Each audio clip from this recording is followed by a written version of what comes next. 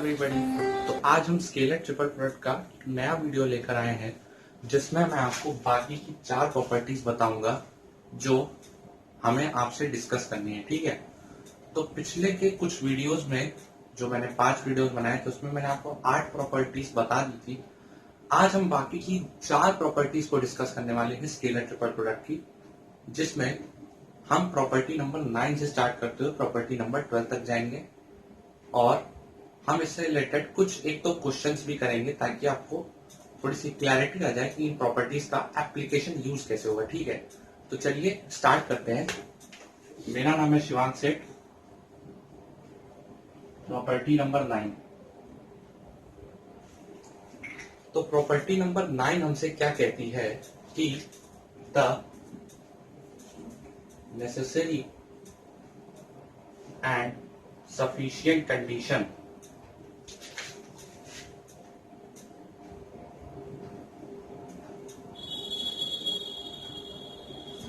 for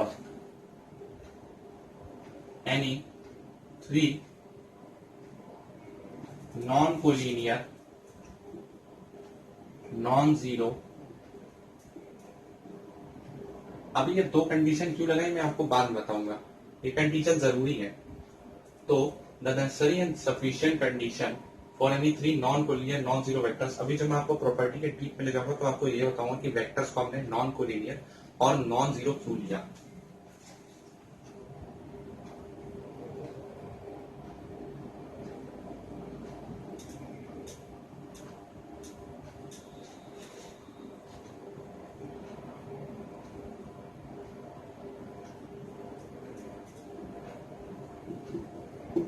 तो ये है हमारी प्रॉपर्टी 9। मतलब ये प्रॉपर्टी हमसे क्या कहती है कि अगर दुनिया में 3 वेक्टर्स है कोई भी ए, बी और सी, तो उनकी जो नेसेसरी जरूरी और सफिशिएंट महत्वपूर्ण जो कंडीशन है कोप्लेनर होने की, वो ये होनी चाहिए कि उनका स्केलर ट्रिपल प्रोडक्ट 0 हो। यानी कि दुनिया में अगर 3 वेक्टर्स कोप्लेनर हैं, सेम प्लेन पे हैं, तो उनका स्केलर ट्रिपल प्रोडक्ट 0 होना चाहिए। That is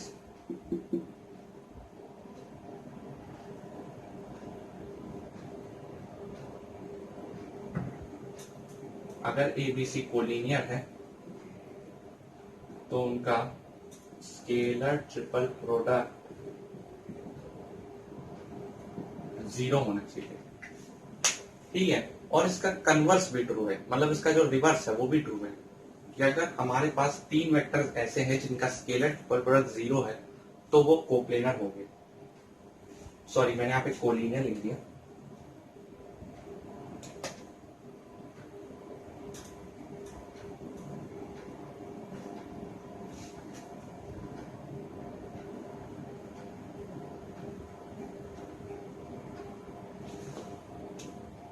extremely very sorry.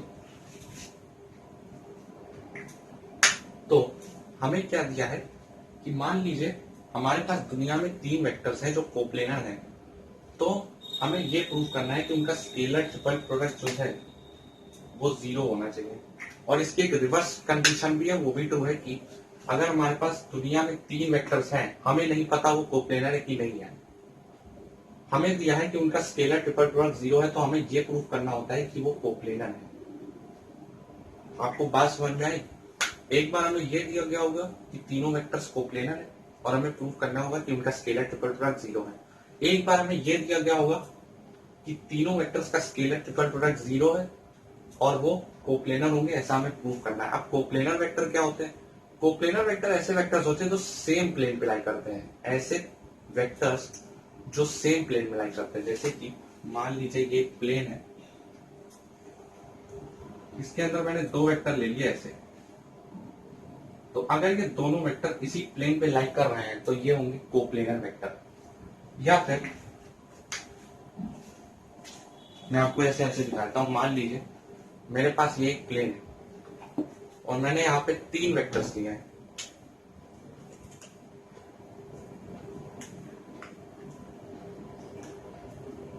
ऐसे कुछ मैं आपको शो करने की कोशिश करता हूं।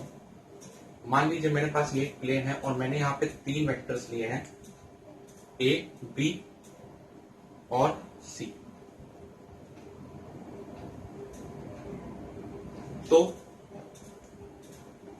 अगर ये तीनों वेक्टर्स एक ही प्लेन में लाई कर रहे हैं, जैसे कि आप देख सकते हैं एक ही प्लेन में है, अगर ये तीनों एक ही प्लेन में लाई कर रहे हैं तो एक कोप्लेनर वेक्टर है। या फिर अगर इन तीनों का जो सपोर्ट है वो सेम प्लेन के पैरेलल है। मान लीजिए भाई वेक्टर्स को कौन सपोर्ट करता है, उनकी टेल। टेल से ही तो वेक्टर बने होते हैं। वेक्टर में दो पार्ट होते हैं, एक होता है हेड, एक होती है टेल। टेल स्टार्टिंग पॉइंट होता है और हेड एंडिंग पॉइंट होता है। तो वेक्टर्स का जो सपोर्ट है, यानी कि अगर उनकी टेल है, तीनों वेक्टर्स की टेल अगर सेम प्लेन के पैरेलल है, जो ये प्लेन है सेम ही प्लेन के तीनों की टेल्स पैरेलल है या तीनों का सपोर्ट पैरेलल है, तो उसे कहते हैं कोप्लेनर वेक्टर्स। और हाँ, एक बात और,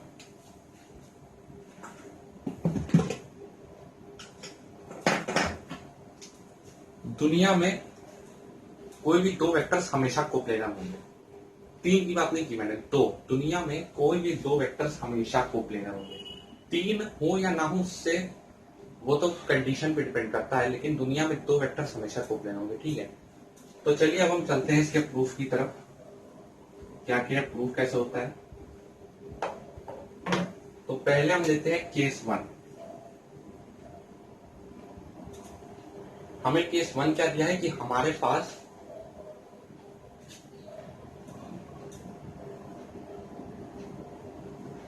ए, बी और सी कोप्लेनर वेक्टर्स हैं और हमें प्रूव करना है कि इनका स्केलर ट्रिपल प्रोडक्ट जो है वो 0 है। पहला केस हमने क्या लिया, हमने लिया तीन वेक्टर्स हमारे पास है जो सेम प्लेन के अंदर लाई कर रहा है। मैं आपको ऐसे दिखा देता हूं।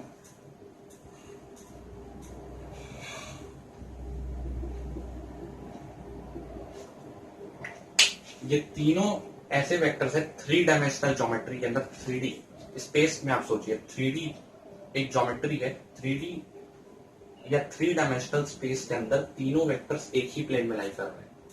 हमें पता है, या हमने केस ले लिया कि तीनों वेक्टर्स हमारे पास कोप्लेनर है और अब हमें प्रूव करना है कि इनका स्केलर प्रोडक्ट 0 है। तो पहली हम कंडीशन क्या लेंगे,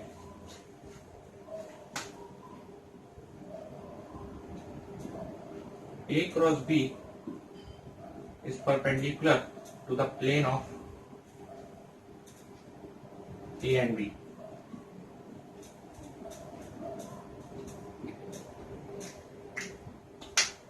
अब ये क्या है, ये स्टेप कहां से आया कि A क्रॉस B A और B के प्लेन के परपेंडिकुलर हो।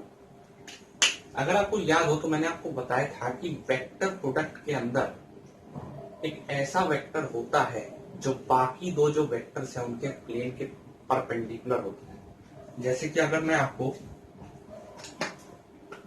एग्जांपल दिखाऊं तो मान लीजिए मेरे पास ये दो वेक्टर्स है ए और बी। मैंने मान लिया ये दो वेक्टर्स है ए और बी, तो इनका जो प्लेन है, दोनों का जो प्लेन है उसके परपेंडिकुलर एक वेक्टर होगा जिसे हम कहेंगे ए क्रॉस बी।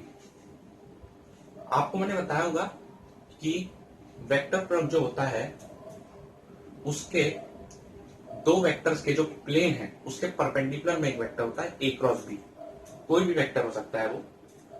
वेक्टर प्रोडक्ट में क्या होता है, दो वेक्टर्स का जो प्लेन है उनके परपेंडिकुलर में एक वेक्टर होता है, यानी कि A cross B is perpendicular to the plane of A B. यानी कि वेक्टर प्रोडक्ट में क्या होता है, एक ऐसा वेक्टर होता है जो उन दोनों वेक्टर्स का जो प्लेन है उनके प्लेन के परपेंडिकुलर होता है। कैसा वेक्टर, जैसे हमने देखा होगा यूनिट वेक्टर एन, मैंने आपको बताया था। जैसे कि मान लीजिए आपके पास लिखा है ए क्रॉस बी, अगर आपको इसे ओपन करना है तो आप कैसे करेंगे, mod B sine theta unit vector N, ऐसे ही तो ओपन करते हैं। वहां पे यूनिट वेक्टर एन क्या है, this is perpendicular to this plane of A and B. बस यही बात है। मैंने आपको ये बताया था वेक्टर प्रोडक्ट का ज्योमेट्रिकल सिग्निफिकेंस क्या होता है, एरिया ऑफ पैरेललोग्राम या एरिया ऑफ ट्राइंगल। अगर ना बताया हो तो सॉरी, अभी आपको बता देता हूं कि वेक्टर प्रोडक्ट का जो सिग्निफिकेंस होता है ज्योमेट्रिकल वो होता है एरिया ऑफ पैरेललोग्राम या एरिया ऑफ ट्राइंगल। आपने पढ़ा भी होगा एरिया ऑफ पैरेललोग्राम इन दोनों के जो क्रॉस प्रोडक्ट है उससे निकालते हैं, एरिया ऑफ ट्राइंगल इसका हाफ हो जाता है पैरेललोग्राम का। तो यहाँ पे हमने जो स्टेप लिखा है वो इसी वजह से लिखा है कि ए क्रॉस बी क्या है, जो दो वेक्टर्स हैं उनके प्लेन के परपेंडिकुलर, ठीक है। पर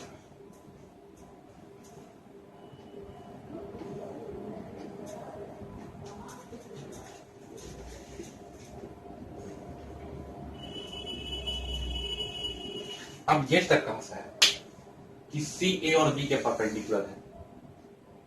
ये स्टेप आया क्योंकि ए बी सी कोप्लेनर है।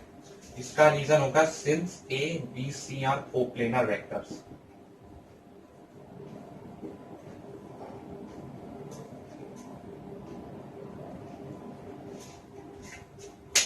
क्योंकि एबीसी कोप्लेनर वेक्टर्स हैं, इसीलिए सी दोनों के परपेंडिकुलर होगा। अगर आप ध्यान से देखें, आप मैंने एक फिगर बना रखा है जिसमें ए और बी सी तीनों एक ही प्लेन में लाई कर रहे हैं। तो अगर आप ध्यान से देखेंगे, सी इस ए के भी परपेंडिकुलर है और बी के भी परपेंडिकुलर है।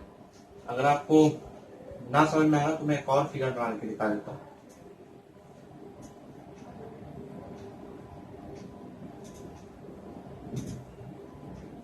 अब यहां से देखिए, यहाँ पे सी बी के भी परपेंडिकुलर है और ए के भी परपेंडिकुलर है, दोनों के परपेंडिकुलर है। तो ये स्टेप कहां से आया? क्योंकि तीनों वेक्टर्स कोप्लेनर है। कोप्लेनर के अंदर एक ऐसा वेक्टर होता है जो दोनों के परपेंडिकुलर होगा। भाई कोप्लेनर वेक्टर्स क्या है? तीनों एक ही प्लेन में लाई कर रहे हैं, तो उसमें एक वेक्टर ऐसा भी होगा जो दोनों के परपेंडिकुलर होगा। तो इन दोनों स्टेप से हम क्या कंक्लूजन निकाल सकते हैं? सॉरी, इस स्टेप से नहीं, इस स्टेप से हम क्या कंक्लूजन निकाल सकते हैं कि ए क्रॉस बी और सी का जो डॉट प्रोडक्ट है वो 0 है। क्यों? दुनिया में अगर दो वेक्टर्स हैं जो परपेंडिकुलर है तो उनका डॉट प्रोडक्ट हमेशा 0 होता है। ये मैंने आपको बताया था एक बार, शायद मैं बता चुका हूं, अब मुझे याद नहीं था। तो दुनिया में कोई भी दो वेक्टर्स हो, उनका डॉट प्रोडक्ट हमेशा 0 या स्केलर प्रोडक्ट आप कह दीजिए, हमेशा 0 होगा। कैसे? भाई आप डॉट प्रोडक्ट को खोलेंगे, क्या होगा? मान लीजिए और बी का डॉट प्रोडक्ट है ए बी कॉस थीटा। अब थीटा एंगल 90 है तो कॉस 90 0, तो इसीलिए डॉट प्रोडक्ट 0 हो जाता है। दो वेक्टर्स अगर परपेंडिकुलर आपस में तो उनका डॉट प्रोडक्ट हमेशा 0 होगा। अब इसको आप क्या लिख सकते हैं? ये तो भाई स्केलर ट्रिपल प्रोडक्ट ही बन गया। ऐसे ही तो लिखते थे हम, ए क्रॉस बी डॉट सी, और इसको डिनोट करते थे इससे, स्क्वायर ब्रैकेट से। यही बन गया स्केलर ट्रिपल प्रोडक्ट। देखिए, हम इससे डिनोट करते थे, इसे ऐसे ही तो लिखा था हमने जब मैंने आपको पहला वीडियो बताया था। तो यही हो गया प्रूफ। हमने क्या किया? एबीसी हमारे पास तीन कोप्लेनर वेक्टर्स दिए थे, हमें प्रूफ करना था कि उनका स्केलर ट्रिपल प्रोडक्ट 0 है। हमने प्रूफ कर दिया। अब हम इसका रिवर्स केस लेंगे, मतलब इसका कन्वर्स, कि अब हमारे पास दिया होगा तीन वेक्टर्स का स्केलर ट्रिपल प्रोडक्ट 0 है। हमें प्रूफ करना होगा कि वो तीनों कोप्लेनर है। तो चलिए चलते हैं कन्वर्स पे। आई होप आपको ये पहला केस समझ में आया होगा।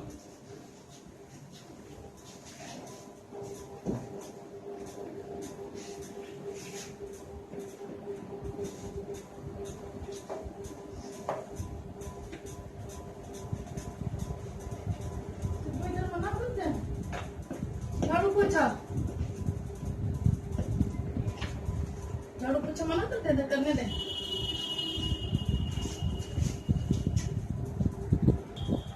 तो चलिए अब हम चलते हैं दूसरे केस पर। तो दूसरा केस हमें क्या दिया है कि तीन वेक्टर्स का हमारे पास स्केलर ट्रिपल प्रोडक्ट 0 है और हमें प्रूफ करना है कि वो कोप्लेनर है। सॉरी फॉर द इंटरप्शन जो लास्ट टाइम हुआ था। चलिए हम आगे अपने कॉन्सेप्ट पे ध्यान देते हैं। तो पिछला केस क्या था कि हमें ये दिया हुआ था कि ये तीनों कोप्लेनर है और हमें ये चीज प्रूव करनी थी। इस बार इसका रिवर्स है, इसे कहते हैं कन्वर्स मैथमेटिक्स में। दूसरा हमें क्या है कि हमारे पास ये दिया हुआ है, पिछली बार ये नहीं दिया था लेकिन अब ये दिया हुआ है। हमें प्रूव करना है कि ये तीनों कोप्लेनर है। कैसे प्रूव करेंगे? स्टेप्स मैं आपको बताता जा रहा हूं।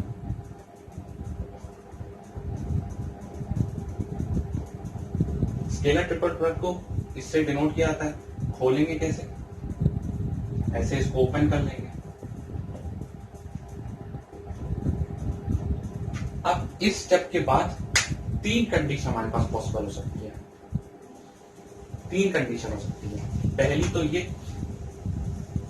ए क्रॉस बी 0 हो जाए। दूसरी ये सी 0 हो जाए। तीसरी ये कि दोनों आपस में परपेंडिकुलर हो जाए, क्योंकि दोनों का डॉट प्रोडक्ट 0 है ना। अगर दोनों का डॉट प्रोडक्ट 0 है यानी कि दोनों परपेंडिकुलर हो सकते हैं आपस में। जैसे मैंने आपको बताया था दुनिया में कहीं दो वेक्टर्स अगर का डॉट प्रोडक्ट 0 है तो वो दोनों परपेंडिकुलर होंगे। तो यहाँ पे तीन कंडीशन हो सकती है, या तो ए क्रॉस बी 0 हो सकता है, या तो सी 0 हो सकता है, या तो दोनों परपेंडिकुलर हो सकते हैं। इसमें से तीनों तो सही होंगी नहीं, एक ही सही होगी। अगर आपको याद हो तो मैंने आपको प्रॉपर्टी 9 के शुरुआत में लिखाया था कि ए बी सी जो है वो नॉन कोलिनियर वेक्टर्स है और नॉन जीरो है, हमने मान रखे हैं।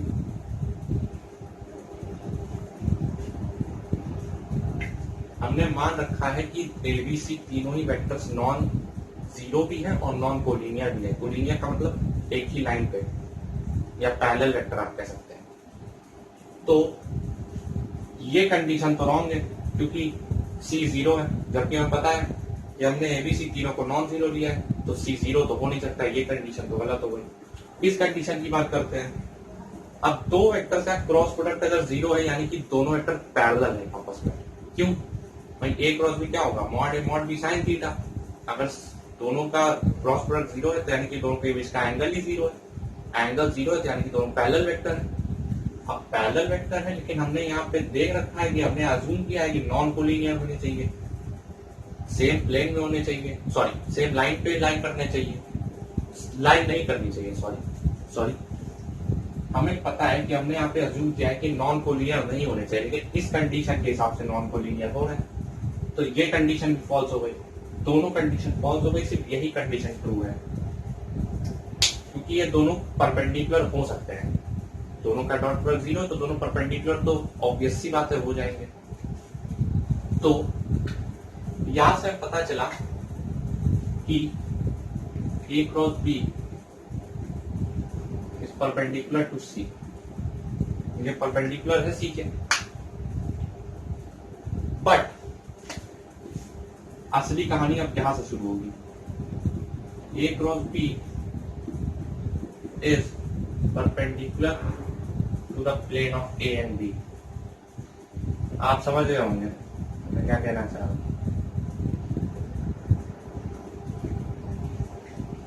मगर हमें ये भी तो पता है कि क्रॉस प्रोडक्ट के अंदर एक ऐसा वेक्टर होता है जो दोनों वेक्टर्स के प्लेन के परपेंडिकुलर होता है, और हमें पता है कि ए क्रॉस बी एक ऐसा वेक्टर है जो कि इन दोनों के प्लेन के परपेंडिकुलर है।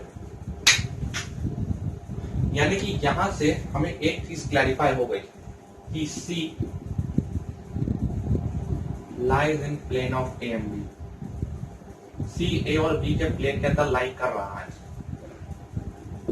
क्यों? क्योंकि भाई सी परपेंडिकुलर है ए क्रॉस बी के, और ए क्रॉस बी क्या है? ए और बी के प्लेन के परपेंडिकुलर है, यानी कि उसके अंदर लाई कर रहा है। तो अगर ए क्रॉस बी सी के परपेंडिकुलर है, इसका मतलब है सी भी ए और बी के प्लेन के अंदर लाई कर रहा है। जाहिर सी बात है अगर ये दो वेक्टर्स हैं ए और बी, तो एक ऐसा वेक्टर होगा जो उन दोनों के प्लेन के परपेंडिकुलर है। आप इसे यूनिट वेक्टर भी कह सकते हैं। लेकिन यही मैं अगर दूसरा केस देखूं, सॉरी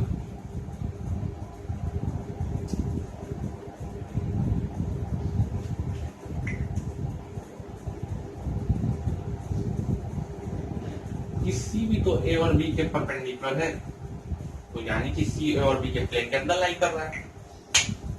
तो इसका मतलब अगर सी ए और बी के प्लेन के अंदर लाई कर रहा है तो ये कंडीशन तो कोप्लेनर की है। इसका मतलब क्यों? क्योंकि कोप्लेनर क्या कहता था हमसे कि ऐसे वेक्टर हैं हम जिनके अंदर हमारे अंदर जिनके प्लेन के अंदर तीनों ही वेक्टर्स लाई करेंगे, एक ही प्लेन के अंदर तीनों वेक्टर लाई करेंगे। हम ऐसे वेक्टर्स हैं जो एक ही प्लेन के अंदर लाई करने वाले हैं। और इसका मतलब सी ए और बी के प्लेन के अंदर लाई कर रहा है, इसका मतलब तीनों का प्लेन एक ही है। अब तीनों का प्लेन एक है, इसका मतलब तीनों कोप्लेनर वेक्टर है। बस हमने प्रूव कर दिया। हमने क्या किया, यहां से हम लेके चले थे कि ए बी सी का स्केलर ट्रिपल प्रोडक्ट 0 है, और हमने ये प्रूव कर दिया कि एबीसी कोप्लेनर वेक्टर्स है। तो ये हो गई प्रॉपर्टी 9। इसमें दो केसेस थे। पहला केस था कि एबीसी हमें कोप्लेनर दिया तो हमें प्रूव करना था कि इसका स्केलर ट्रिपल प्रोडक्ट 0 है। दूसरा केस हमें क्या दिया था कि एबीसी का स्केलर ट्रिपल प्रोडक्ट 0 और हमें प्रूव करना है एबीसी कोप्लेनर है। तो दोनों केस मैंने आपको बता दिए। अब हम चलते हैं प्रॉपर्टी नंबर 10 पे। तो चलिए अब चलते हैं प्रॉपर्टी नंबर 10 पे। प्रॉपर्टी नंबर 10 को हमें और नाम देते हैं, इसे कहते हैं स्केलर ट्रिपल प्रोडक्ट।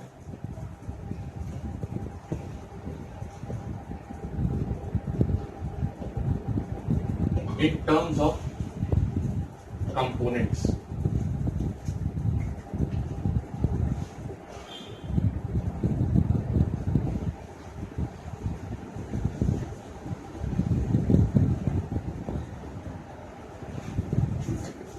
ये इसका दूसरा नाम है। प्रॉपर्टी नंबर 10 का नाम है scalar triple product in terms of components.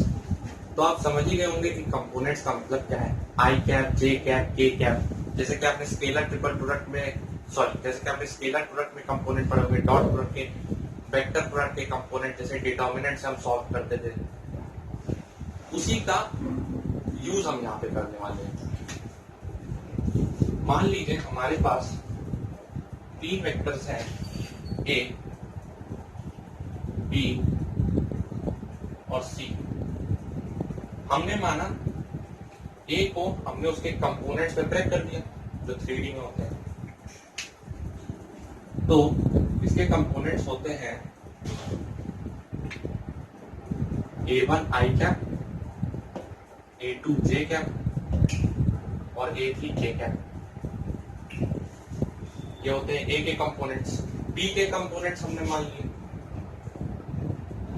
B1 I cap plus B2 J cap plus B3 के कैप। ठीक है। और फिर हमने सी के कंपोनेंट्स मान लिए C1 आई कैप प्लस C2 जे कैप प्लस C3 के कैप। ठीक है। इनके हमने कंपोनेंट्स मान लिए। मान लीजिए कि हमने मान लिया कि ABC 3 वेक्टर्स हैं, उनको हमने उनके कंपोनेंट्स की फॉर्म में ब्रेक कर दिया। तो प्रॉपर्टी 10 ये कहती है कि अगर हम स्केलर ट्रिपल प्रोडक्ट की वैल्यू लिखें तो हम इसे ऐसे भी लिख सकते हैं डिटर्मिनेंट फॉर्म में, A1 A2 A3 B1 B2 B3 और C1 C2 C3। मतलब अगर आपको A B C के कंपोनेंट्स दिए हों तब भी आप स्केलर ट्रिपल प्रोडक्ट निकाल सकते हैं इसकी मदद से, डिटर्मिनेंट फॉर्म की मदद से। तो चलिए देखते हैं कैसे प्रूफ इसका प्रूफ क्या है।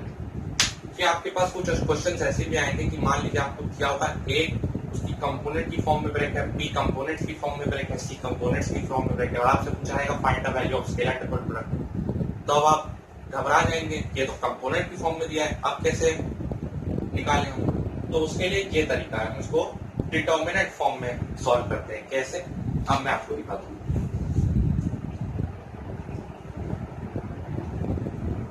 हम LHS को लेते हुए RHS तक जाएंगे।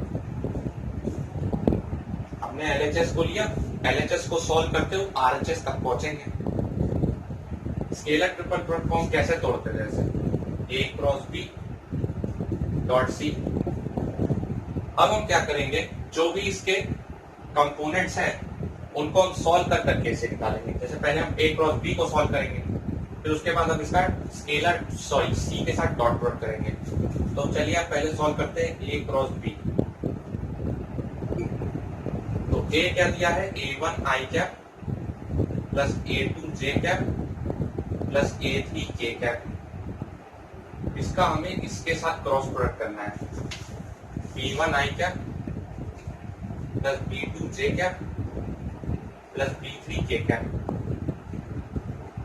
ठीक है।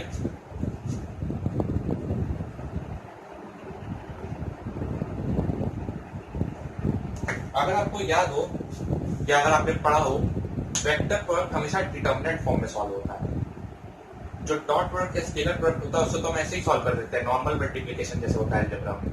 बट यहाँ वेक्टर्स में हम क्रॉस प्रोडक्ट को डिटर्मिनेंट फॉर्म में सॉल्व करते हैं, यानी कि आपको इसे ऐसे सॉल्व करना पड़ेगा, आई cap j cap k cap A1 A2 A3 B1 B2 B3 ऐसे आप सॉल्व करेंगे। चलिए हम इसे आगे सॉल्व करते हैं। पहले आप इतना समझ लीजिएगा।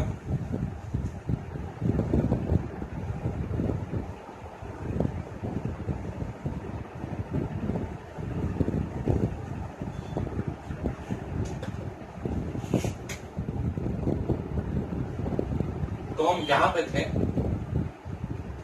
और हमें ए क्रॉस बी को सॉल्व करना है। यहां से अगर मैं आई कैप के रिस्पेक्ट में देखी तो यहां से आई कैप क्या बनना चाहिए? बट डिटरमिनेंट को हम ऐसे ही तो सॉल्व करते थे। आप एक रो या एक कॉलम के रिस्पेक्ट में देख लेते थे और हम उसके बाद फिर इन दोनों को सॉल्व करते थे, फिर इन दोनों को, फिर इसके रिस्पेक्ट में इन दोनों, फिर इन दोनों, इसके रिस्पेक्ट में ये दोनों, फिर ये दोनों। ऐसे ही तो डिटरमिनेंट को सॉल्व करते हैं। फिर चाहे कोई ऑर्डर हो, चाहे डिटरमिनेंट का 3 ऑर्डर हो, सेकंड ऑर्डर हो या 4th ऑर्डर हो, फिर तो आप किसी भी डिटरमिनेंट को सॉल्व कर सकते हैं। हालांकि 4th ऑर्डर, हाई ऑर्डर के डिटरमिनेंट पूछे नहीं जाते, 3 ऑर्डर तक ही पूछे जाते हैं डिटरमिनेंट्स, उसके बाद नहीं पूछे जाते 4th 5 ऑर्डर। तो हम आगे चलते हैं। आई कैप से हम यहाँ क्या लिख सकते हैं? A2B3 minus A3B2। डिटरमिनेंट तो आपको सॉल्व करना आता ही होगा। A2B3 minus A3B2। उसके बाद जे कैप पे हम माइनस ले लेते थे। ये क्या होगा? A1B3 माइनस का A3B1।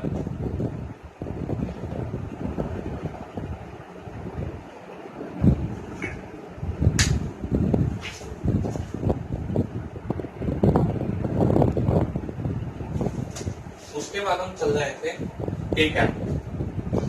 आई और जे कैप हम चले गए। के कैप के रिस्पेक्ट पे हम देखें तो ये और ये वाला आप छोड़िए और इन दोनों को सॉल्व कर लीजिए। डिटरमिनेंट ऐसे ही तो सॉल्व करते थे हम। A1B2 माइनस A2B1, ठीक है। तो यहां से A क्रॉस B तो हमने सॉल्व कर लिया। अब हम इसको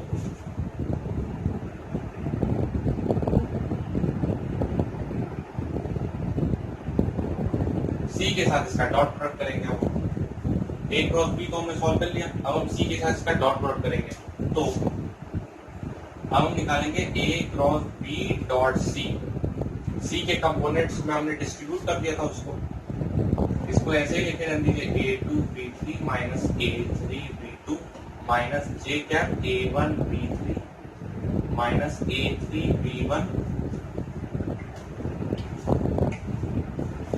plus K cap A1B2 minus A2B1 और डॉट के अंदर C टू उसके कंपोनेंट्स में मैं लिखूंगा C1 आई कैप प्लस C2 जे कैप प्लस C3 के कैप। ठीक है। अब इसको हम सॉल्व करेंगे तो अब आपको क्या करना है? आई वाले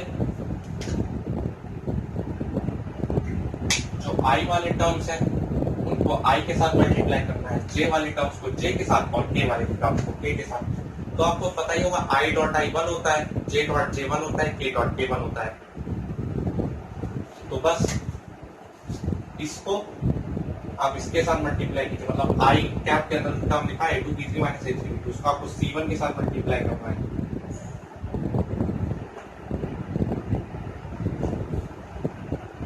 तो अगर आप ऐसे लिखेंगे A2B3 माइनस A3B2, ये C1 के साथ आ जाएगा। आई और आई का टर्म हमने मल्टीप्लाई कर दिया। आई डॉट आई तो 1 होता है तो 1 में यहाँ लिख लेगा। बाकी ये माइनस है, माइनस जे डॉट जे तो 1 ही हो जाएगा। अगर आपको माइनस बाहर लिखने रहने देना है तो लिखने रहने दीजिए, वरना तो फिर आप क्या कीजिए माइनस C2 और ब्रैकेट के अंदर A1B3 माइनस A3B1। आप चाहे तो इस माइनस को अंदर ले जा सकते हैं बट उसकी जरूरत नहीं पड़ती है। प्लस के डॉट के 1 हो जाएगा, C3 और के टर्म्स A1B2 माइनस A2B1।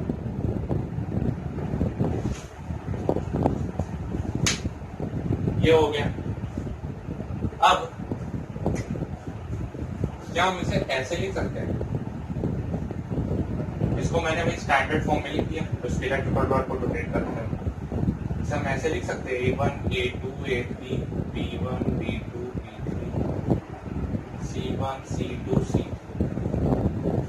इसे हम ऐसे लिख सकते हैं। आपको मैं अभी प्रूफ कर देता हूँ। आप क्या कीजिए, C1 की रिस्पेक्ट में इसका निकालिए, C1 की रिस्पेक्ट में, क्योंकि हमने यहाँ पे C1 की रिस्पेक्ट में निकाला है ना। अब आप तो A1 की रिस्पेक्ट में देखेंगे तब तो आप जस्टिफाई नहीं कर पाएंगे, C1 की रिस्पेक्ट में देखिए। वही डिटर्मिनेंट सॉल्व करने का क्या तरीका है, किसी रो या किसी कॉलम की रिस्पेक्ट में देख सकते हैं, तो जरूर थोड़ी आप इसी रो की रिस्पेक्ट में देखा, इस रो की रिस्पेक्ट में देख लीजिए, इस रो की रिस्पेक्ट में देख लीजिए।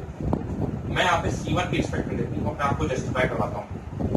आप क्या कीजिए, C1 की रिस्पेक्ट में इस रो को छोड़िए और इन दोनों का मल्टीप्लिकेशन माइनस इन दोनों का देखिए, तो देखिए A2 B3 minus A3 B2 C1 के साथ आ गया, बिल्कुल सही है। उसके बाद आप C2 को देखिए, C2 का A कॉलम और ये रो छोड़ दीजिए, तो C2 का क्या है, ये दोनों A1 B3 minus B1 A3, sorry A3 B1, अरे कुछ भी हो, A1 B3 माइनस का A3 B1, ये भी सही है। फिर आप C3 लेके C3 के लिए ये कॉलम छोड़िए और ये रो C3 क्या है, A1 B2 minus A2 B1, देखे वो भी सही है। तो सब कुछ जस्टिफाइड हो गया। तो हम ये कह सकते हैं कि अगर हमें स्केलर ट्रिपल प्रोडक्ट कंपोनेंट्स के टर्म में दिए हुए हैं, तो हम स्केलर ट्रिपल प्रोडक्ट की वैल्यू, जो हमारी स्केलर ट्रिपल प्रोडक्ट की वैल्यू है, उसको डिटर्मिनेंट के फॉर्म में निकाल सकते हैं। या मैंने आपको जस्टिफाई भी करवा दिया, प्रूफ भी करवा दिया कि ऐसा क्यों होता है। तो ये हो गई प्रॉपर्टी नंबर 10। इसका मैं आपको एक एप्लीकेशन या फिर एक क्वेश्चन करवा देता हूँ सिंपल सा, ताकि आपको थोड़ी और क्लैरिटी आ जाए। चलिए एक सिंपल सा क्वेश्चन कर लेते हैं इसके लिए। एक इलस्ट्रेशन दे देता हूँ मैं आपको, इलस्ट्रेशन, सॉरी मेरी प्रोनाउंसिएशन बहुत वीक है।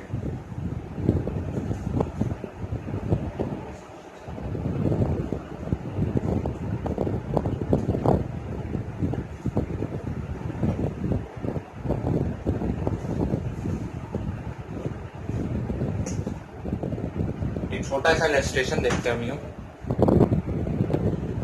तो ये एक छोटा सा इलस्ट्रेशन है जो मैं आपको मतलब बता रहा हूँ ताकि आप समझ सके कि प्रॉपर्टी टाइप का एप्लीकेशन क्या है, इसका यूज क्या है। तो हमारे पास एक क्वेश्चन है कि हमें 3 वेक्टर्स दिए हैं, उनकी इस फॉर्म में, जो हमने उनके मतलब i cap j cap k cap के फॉर्म में दिए हुए हैं। हमें दिया है A equal to 2i cap plus 3j cap plus k cap, B equal to i cap minus 2j cap plus k cap, C equal to minus 3i cap plus j cap plus 2k cap. अगर हमें इस form में दिए हों तो हमें question दिया find scalar triple product ABC। तो बस आपको उसी प्रॉपर्टी का यूज करके यहाँ से करना है। आपको क्या करना है, simply ABC A1 A2 A3 B1 B2 B3।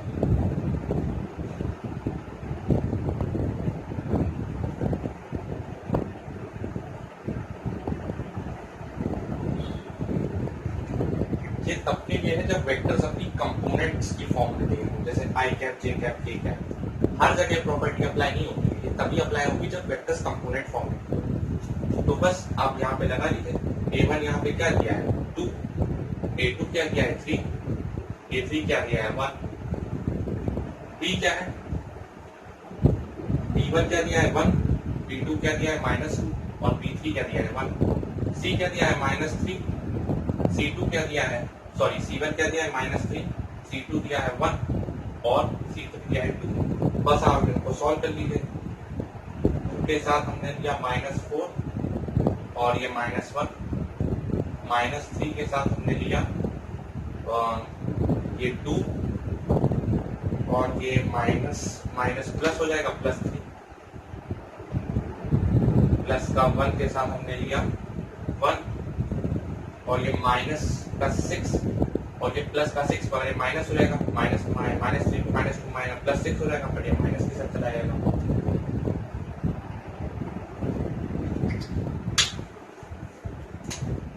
उसके बाद 2 × -5 माइनस का 3 इंटू 5 प्लस का 1 इंटू -5 -10 -15 -5 टोटल मिला के आंसर बनेगा -10 -15 -25 -25 -5 -30। तो ये देखिए आ गया स्केलर ट्रिपल प्रोडक्ट का आंसर।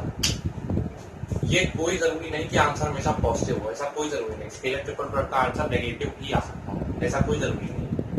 अगर आपसे ये पूछना होता कि वॉल्यूम ऑफ पैरेललोपाइड की अगर ये साइड्स दी होती आपको, मान लीजिए आपको क्वेश्चन पूछना होता कि वॉल्यूम ऑफ पैरेललोपाइड केजेस है, तो बताइए वॉल्यूम कितना होगा, तब आप इसको मॉड में लेकर करते हैं। जब आपसे वॉल्यूम को पूछा नहीं है तो फिर कोई जरूरत ही नहीं है, स्केलर ट्रिपल प्रोडक्ट का आंसर नेगेटिव पे भी आ सकता है। तो देखिए ये हो गया प्रॉपर्टी 10 का इलस्ट्रेशन या उसका एप्लीकेशन जो मैंने आपको बता दिया कि अगर आपके पास वेक्टर्स कंपोनेंट्स फॉर्म में दिए हैं तो आप उनको डिटर्मिनेंट फॉर्म में लाकर सॉल्व कर सकते हैं। तो ये हो गई प्रॉपर्टी 10। हम चलते हैं प्रॉपर्टी 11 की तरफ। तो चलिए अब हम चलते हैं प्रॉपर्टी नंबर 11 पे।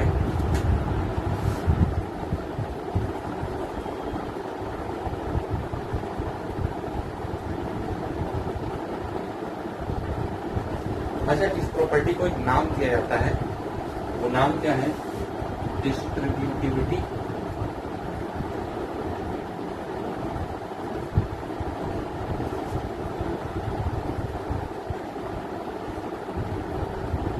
ऑफ वेक्टर प्रोडक्ट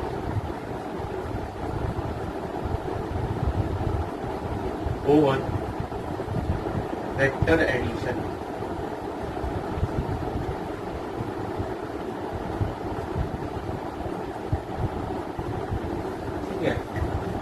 इस प्रॉपर्टी को नाम दिया जाता है distributivity of vector product over vector addition.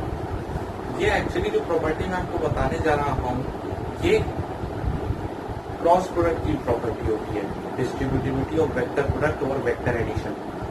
मगर उसे प्रूव करने के लिए हमें स्केलर ट्रिपल प्रोडक्ट का कंसेप्ट लगाना पड़ता है। अगर हमने वेक्टर प्रोडक्ट या क्रॉस प्रोडक्ट की प्रॉपर्टीज पढ़ी हो तो उसमें आपने एक डिस्ट्रीब्यूटिव प्रॉपर्टी पढ़ी होगी, ऐसे कुछ पढ़ा होगा आपने, ए cross B plus C equals to A cross B plus A cross C। इसी का हम प्रूफ करने वाले हैं। वहां पे आपने प्रॉपर्टी पढ़ी हो पर आपने इसका प्रूफ नहीं देखा होगा वहां पे, क्यों? क्योंकि इसका प्रूफ करने के लिए हमें स्केलर ट्रिपल प्रोडक्ट का इस्तेमाल करना पड़ता है और इसका कोई डायरेक्ट प्रूफ नहीं है, इनडायरेक्ट तरीके से करेंगे। अगर आप अभी किताबें देखते हैं बुक्स में तो अभी इसका कोई डायरेक्ट मेथड नहीं है, हमें इनडायरेक्टली करना पड़ता है वेक्टर को मान के। ठीक है, तो चलिए हम चलते हैं इसके प्रूफ की तरफ।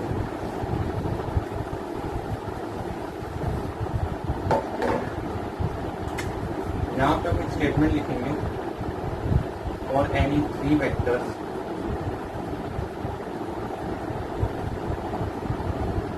कोई भी 3 वेक्टर है दुनिया के अंदर, चाहे A B C X Y Z W T Q कोई भी हो, उसके लिए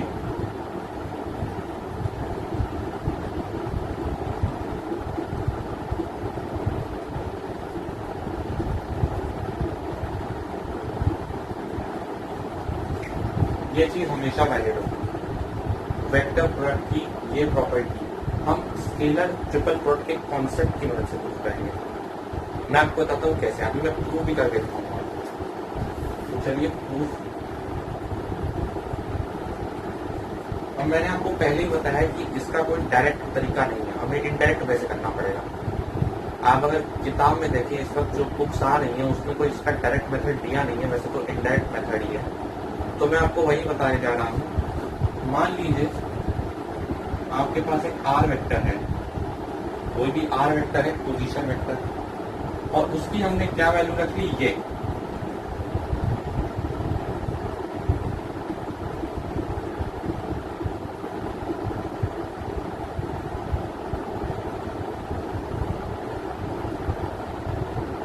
ठीक है, हमने क्या किया, आर पोजीशन वेक्टर लिया कोई भी और उसकी वैल्यू हमने ये रखी। मतलब जो हमें प्रूव करना था हम उसी की मदद से उसको प्रूव करेंगे। कैसे? अभी मैं आपको मतलब वो कर दूंगा, शो भी कर दूंगा कि कैसे प्रूव होगा। मैंने क्या किया भाई, ये मुझे दिया हुआ था वैसे तो मुझे प्रूव करना है, पर इसका कोई डायरेक्ट मेथड है नहीं, तो हमें इनडायरेक्टली ही करना पड़ेगा। मैंने क्या किया, ये वाला टर्म LHS में लेके चला गया, तो ये क्या बनेगा, a cross b plus C minus a cross b minus a cross C, और इसी को मैंने r वेक्टर की वैल्यू कह दिया। और उसके बाद हम एक d वेक्टर ले रहे हैं, वो भी एक आर्बिट्ररी वेक्टर।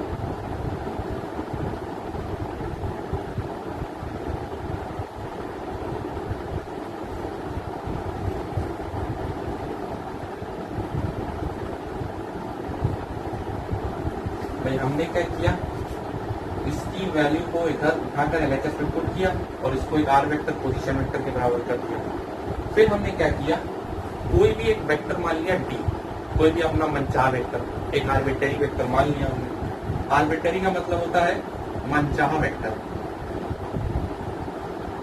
मनचाहा वेक्टर हमने ऐसे ही कुछ भी मनचाहा अपने मन से मान लिया, हमने चाहा हमें कोई वेक्टर मिल जाए और हमने d एक वेक्टर मान लिया, आर्बिट्ररी वेक्टर नॉन जीरो का। इसका यूज भी होगा, अभी मैं आपको बताता हूँ कैसे। तो हमने क्या किया, कोई भी अपने मन से एक वेक्टर ले लिया, उठा लिया। अब हम चलते हैं पहला स्टेप। पहला स्टेप क्या होगा, मैं क्या करूंगा, d का r के साथ डॉट प्रोडक्ट। यहाँ पे इस प्रॉपर्टी के अंदर डॉट प्रोडक्ट की एक बहुत अच्छी प्रॉपर्टी का यूज है, और वो भी डिस्ट्रीब्यूटिव भी है। अभी कैसे होगा मैं आपको बताऊंगा, मैं आपको शो भी करूंगा। मैंने क्या किया, पहला स्टेप d को r के साथ डॉट प्रोडक्ट में ले लिया।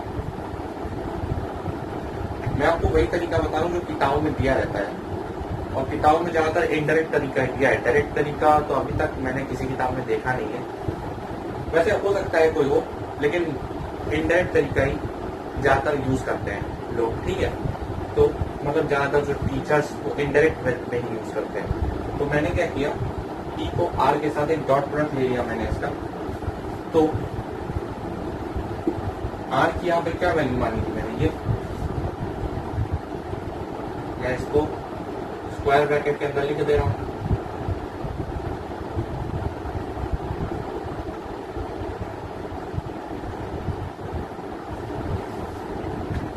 ठीक है, अब अगले स्टेप में क्या होगा, ये t में क्या करूंगा, इन सभी वेक्टर्स में डिस्ट्रीब्यूट कर दूंगा।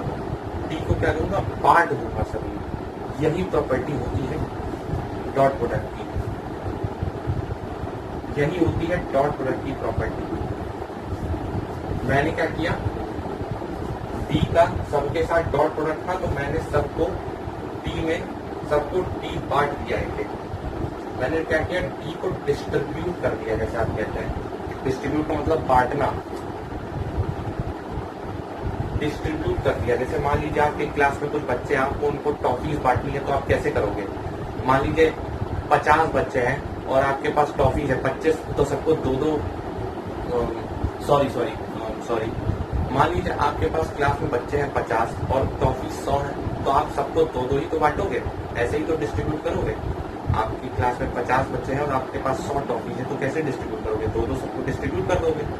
वैसे ही यहाँ पे जैसे हमने क्या किया, डॉट प्रोडक्ट के साथ एक एक को हमने डिस्ट्रीब्यूट कर दिया, एक एक को डी दे दिया यहाँ पे और यहाँ पे।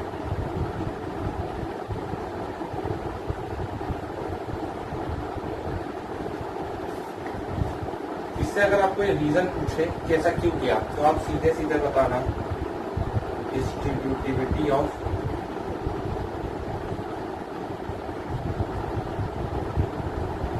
Dot product over vector addition.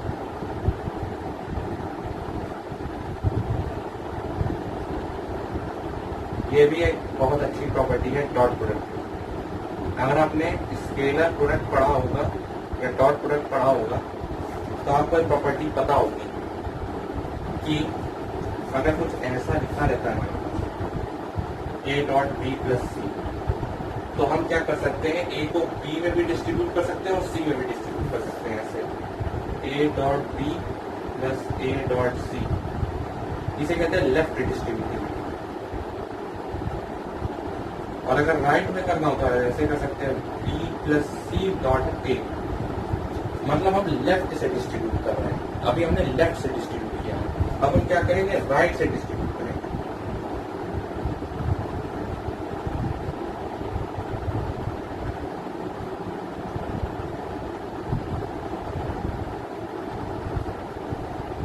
यहाँ पे हमने ए को लेफ्ट से डिस्ट्रीब्यूट किया प्लस के अंदर, और यहाँ पे हमने राइट से डिस्ट्रीब्यूट किया। दो टाइप्स की डिस्ट्रीब्यूटिव होती है, एक होती है लेफ्ट, एक होती है राइट, बट ये दोनों सेम ही है, क्योंकि आपको होता है डॉट प्रोडक्ट कम्यूटेटिव होता है, A dot B equal to B dot A, ये सेम ही है। बस फर्क इतना है, यहाँ पे हमने लेफ्ट से किया और यहाँ पे हमने राइट से कर दिया, फर्क बस इतना है। तो बस ये एक इम्पॉर्टेंट प्रॉपर्टी है डॉट प्रोडक्ट, और इसका प्रूफ भी होता है, एक लंबा सा प्रूफ होता है इसका। अगर आप चाहें तो मैं इस पर अलग से वीडियो बना दूंगा। तो ये होती है डिस्ट्रीब्यूटिविटी ऑफ डॉट प्रोडक्ट और वेक्टर एडिशन, ये भी एक बहुत अच्छी प्रॉपर्टी है। चलिए हम इसके आगे के स्टेप देखते हैं।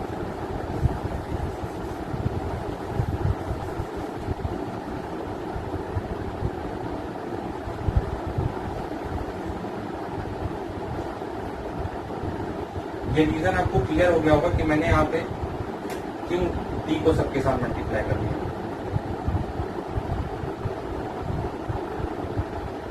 उसके बाद हम आगे क्या करेंगे, अगर आपको याद हो तो मैंने आपको एक प्रॉपर्टी बताई थी स्केलर ट्रिपल प्रोडक्ट के अंदर कि अगर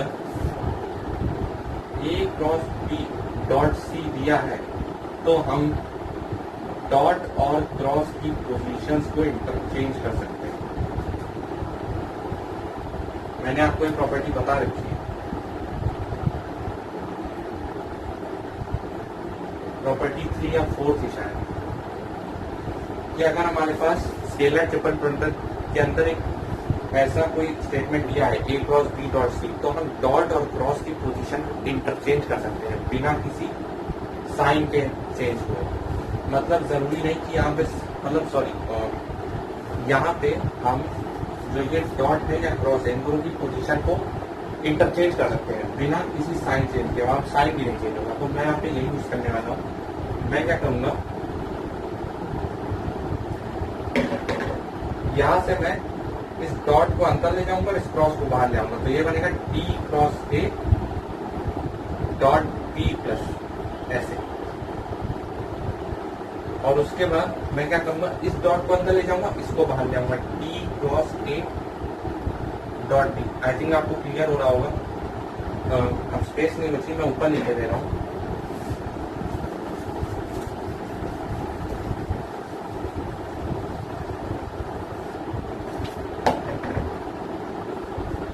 यहाँ क्या था, minus D cross A dot B. उसके बाद यहाँ क्या है, इस डॉट को मैं अंदर लेके और क्रॉस को बाहर ले आया, minus D cross A dot C.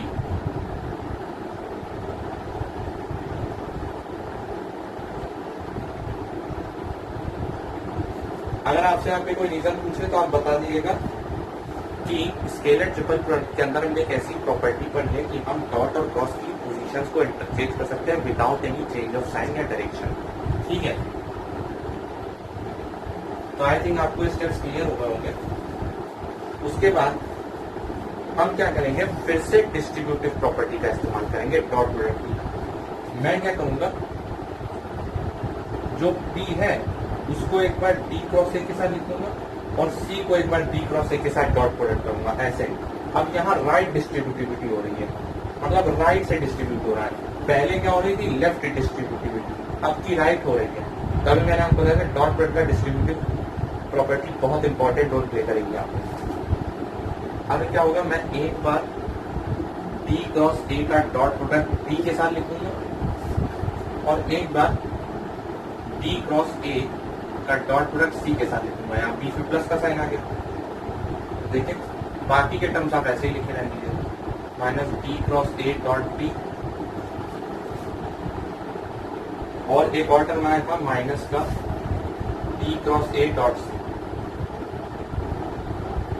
ठीक है, अब आपको दिख रहा होगा ये सारे टर्म कैंसिल हो जाएंगे, तो इन सारी टर्म्स को हम कैंसिल करके ये पूरा टर्म जीरो बन जाएगा। D dot R equal to zero. यहां से हम तीन कंक्लूजन निकाल सकते हैं। पहला, या तो डी जीरो होगा, आइदर या तो डी 0 होगा और या तो आर 0 होगा और या तो डी परपेंडिकुलर हो जाए आर के। तो इसमें से कौन सा केस सही होगा? पहला केस तो सही हो ही नहीं सकता। क्यों? क्योंकि हमने पहले से ही मान रखा है कि डी क्या है, आर्बिट्ररी नॉन जीरो वेक्टर है। हमने डी को नॉन जीरो माना हुआ है, मतलब डी 0 हो ही नहीं सकता, यानी कि पहला केस तो सही ही नहीं है। दूसरा केस तीसरा केस की बात करते हैं तो तीसरा केस भी सही नहीं हो सकता। क्यों भाई? टी हमने मनचाहा वेक्टर लिया है, हमने कोई भी आसमान से एक वेक्टर उठा के ले लिया। अब हमें ये कैसे पता कि वो परपेंडिकुलर है भी कि नहीं? भाई नेसेसरली तो हम इसे परपेंडिकुलर नहीं बना सकते आर के, हमें क्या मालूम है परपेंडिकुलर है कि नहीं? अब मैंने आपको बताया था कि दो वेक्टर्स का डॉट प्रोडक्ट 0 होता है तो परपेंडिकुलर होते हैं, ये बात तो ठीक है, लेकिन यहाँ पे तो हमने डी को अपनी मर्जी से माना है, ये तो आर्बिट्ररी है, तो जरूरी थोड़ी है परपेंडिकुलर हो ही जाए। तो ये तो हमने अपनी मर्जी से माना है वेक्टर टी, कोई क्वेश्चन में दिया तो था नहीं है वेक्टर, हमने तो अपनी मर्जी से मान लिया। तो हम ये कैसे क्लैरिफाई करें कि ये परपेंडिकुलर होगा नहीं, क्या पता है ना हो? तो ये कोई इसका क्लैरिफिकेशन ही नहीं है, नेसेसरली मतलब जरूरत ही नहीं परपेंडिकुलर करने की, इसलिए ये कंडीशन भी रॉन्ग है। तो आप समझ गए होंगे यहाँ पे टी आर्बिट्ररी वेक्टर है, इसलिए हमने इसे परपेंडिकुलर नहीं लिया। ये कंडीशन सही है कि आर 0 हो सकता है। भाई आर तो एक पोजीशन वेक्टर है, वो तो 0 हो सकता है, हमने उस पर कोई रिस्ट्रिक्शन तो लगाया नहीं कि वो नॉन 0 है। तो बस ये दो कंडीशन रॉन्ग है और तीसरी कंडीशन सही है, सॉरी दूसरी वाली।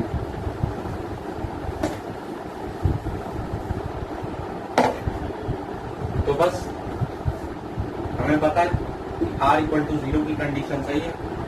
आर की वैल्यू क्या लिखी मैंने? अगर आपको याद हो प्रॉपर्टी 11 के स्टार्टिंग मैंने आर की वैल्यू क्या लिखी? ए cross B plus C minus ए क्रॉस बी माइनस ए क्रॉस सी, यही तो लिखी। मैंने इधर प्रूफ वाले टर्म्स हटा के एलएचएस में डाल दिए थे और इसको आर पोजीशन वेक्टर के बारे में मान लिया था। बस अब आप इसको राइट साइड ले जाइए, A cross B plus C equals to A cross B plus A cross C, proof हो गया। हमने क्या किया? आर को 0 ले लिया। आर क्या था?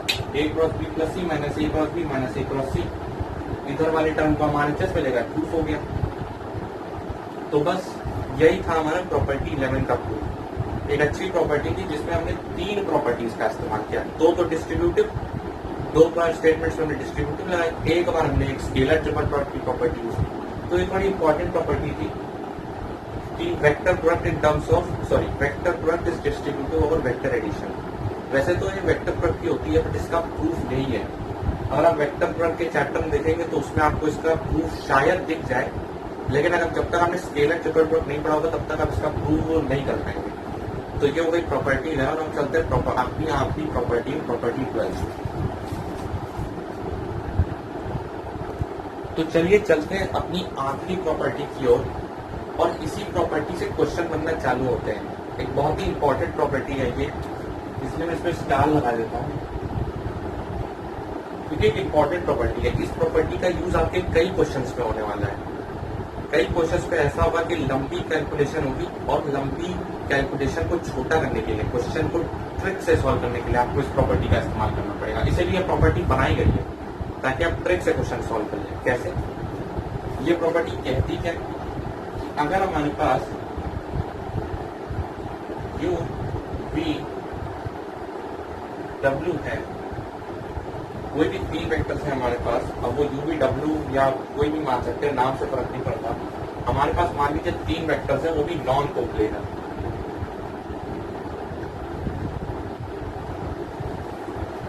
चलिए मैंने ABCD नाम दे देता हूँ, नाम से फर्क थोड़ी पड़ता है।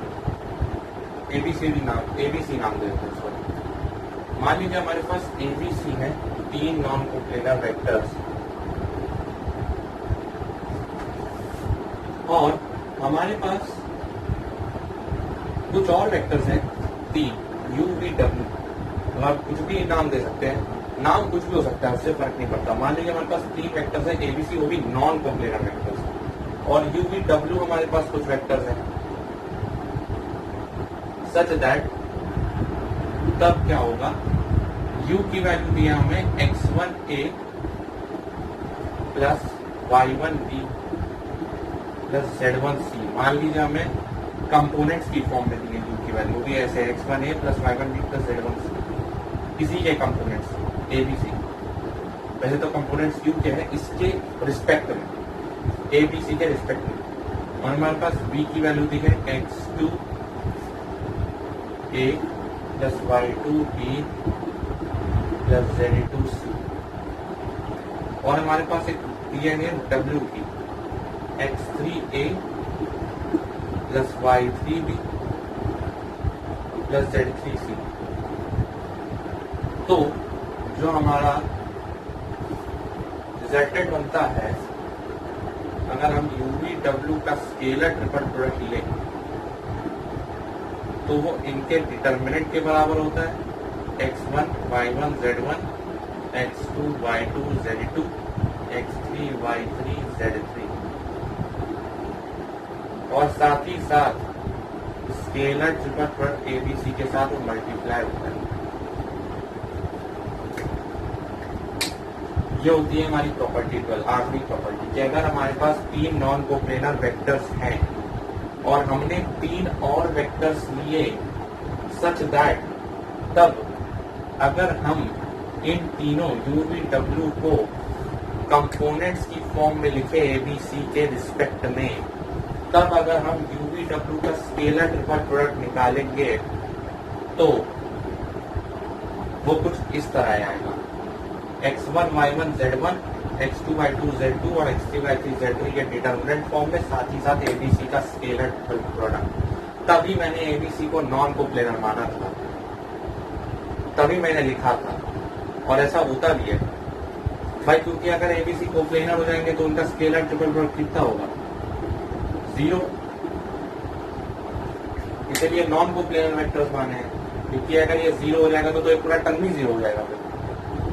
तो इसीलिए अब क्वेश्चन में ये आ जाए तो अलग बात है, वैसे जनरली हमें नॉन कोप्लेनर मानते हैं। क्वेश्चन में कंडीशन आ जाए नॉन कोप्लेनर वेक्टर की, सॉरी कोप्लेनर वेक्टर की, तो अलग बात है, बट वैसे तो हमें नॉन कोप्लेनर मानते हैं इसी को। तो ये है हमारी आखिरी प्रॉपर्टी। इस प्रॉपर्टी से कई क्वेश्चंस, इस प्रॉपर्टी का कई क्वेश्चंस में यूज होने वाला है। बहुत सारे ऐसे क्वेश्चंस मैं आपको बताऊंगा जिसमें इस प्रॉपर्टी का यूज होगा। इस प्रॉपर्टी से आसान बनेंगे आपके क्वेश्चन, मतलब सॉल्व करने मुश्किल से आपके 3-4 स्टेप्स लगेंगे बस। वैसे अगर आप लंबा सॉल्व करेंगे तो फिर 8-9 स्टेप लग जाएंगे। वैसे जनरली अगर आप ऐसे सॉल्व करेंगे a cross b dot c की मदद से, अब मान लीजिए आप ऐसा आपको स्केलर ट्रिपल प्रोडक्ट दिया है और आप ऐसे ही सॉल्व करने बैठ गए तो फिर टाइम लग जाएगा। लेकिन इस प्रॉपर्टी का यूज करके आप बहुत ही शॉर्टली क्वेश्चन को सॉल्व कर सकते हैं। इसका प्रूफ मैं आपको अगले वीडियो में बताऊंगा, क्योंकि ये वीडियो थोड़ा लंबा हो गया, तो थोड़ा क्या बहुत ज्यादा लंबा हो गया एक्चुअली। तो यहाँ पे हमारी सारी प्रॉपर्टीज खत्म हो गई हैं। अब इन प्रॉपर्टीज का मैं आपको एप्लीकेशन भी बताऊंगा, यूज करना बताऊंगा, यूज कैसे करते हैं प्रॉपर्टीज को। जाते जाते मैं आपको एक होमवर्क क्वेश्चन दे देता हूँ। एक होमवर्क क्वेश्चन आप ले लीजिए।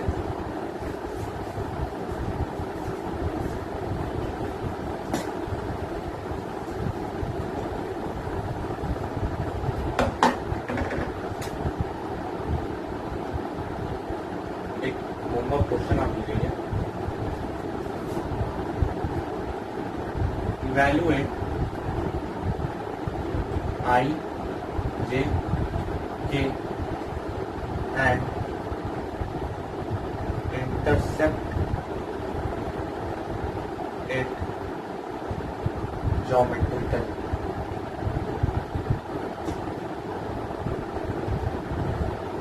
ये जाते जाते आप एक होमवर्क क्वेश्चन ले लीजिए। अच्छा क्वेश्चन है, वैसे आसान सा क्वेश्चन है, ज्यादा टफ नहीं है। सॉल्व एक होमवर्क क्वेश्चन दे दिया मैंने आपको क्या करना है, IJK स्केलर ट्रिपल प्रोडक्ट में सॉल्व करना है और उसे इंटरसेप्ट करना है ज्योमेट्रिकली, मतलब उसका ज्योमेट्रिकल इंटरप्रिटेशन बनाना है। तो यहीं पे मैं इस वीडियो को एंड करता हूँ। अगले वीडियो में हम कुछ और क्वेश्चंस करेंगे। चलिए मिलते हैं, तब तक के लिए बाय।